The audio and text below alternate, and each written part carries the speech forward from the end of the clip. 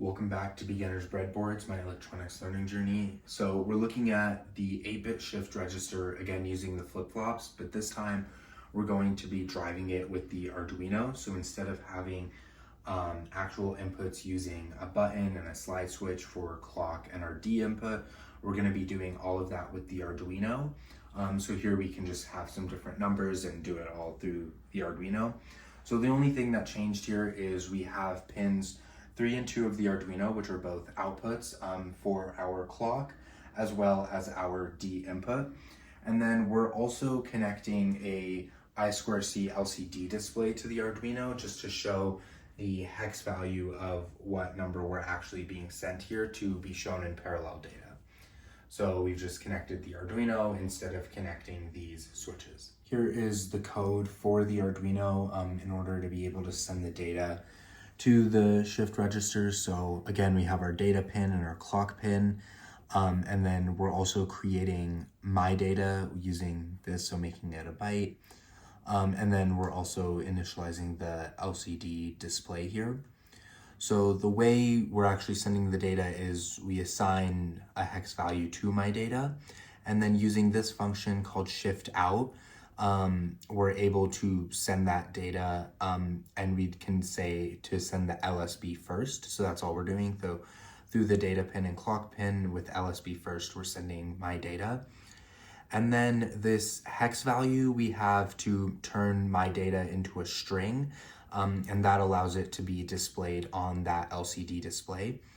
So we've done this same thing for several different hex values for my data, which will then be sent over to be shown as parallel data.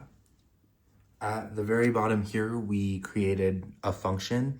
So on the first row, it'll always just write data sent. And then on the second row, it'll write on whatever the value we created up here is. So it'll display that the display data here. But this is the function that just does that all the time instead of continuously writing data sent. This is everything built onto the various breadboards, including the I2C LCD display here. So we're using the 2 pins to drive the clock and data here. And then we've already loaded the code onto the Arduino, so we're just powering it through the same supply, the same 5 volts there.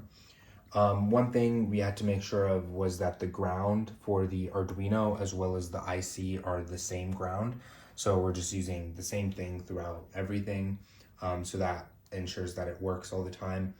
And then nothing changed here with the LEDs as well as the IC. So whatever data we're sending to it, it'll display as parallel data. So every 4 seconds, this will send a new value. So it'll send 55 and then 96. And so you can show like 2 on, 2 off, and then 69, which kind of inverts it. So 2 on here, 2 off there. AA, which is 10 and then 10. So it can display all these different values. So now we're looking at what the clock and data pins from the Arduino are actually sending. So this is what that shift out is able to do onto the oscilloscope here. So since we're sending something every 4 seconds, we caught one of them. And then if you zoom all the way in, you can actually see what's being sent. So the blue wave here is the clock, and then the yellow is the data being sent.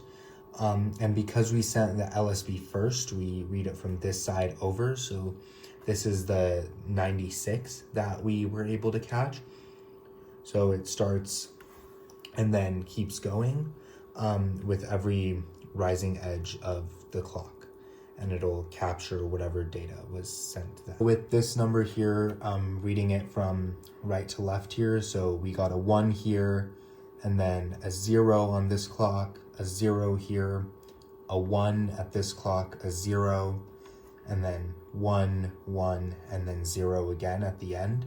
So wherever that rising edge of the clock is, and then wherever that data is at that time is what was captured onto the LEDs. So we did another single capture on the oscilloscope, and this time if we zoom all the way in here to see what the clock and data was, this time we got AA, so we got 1 0 1 0 1 0 1 0. between the clock and data. So that's what would have been put onto the LEDs when we sent AA.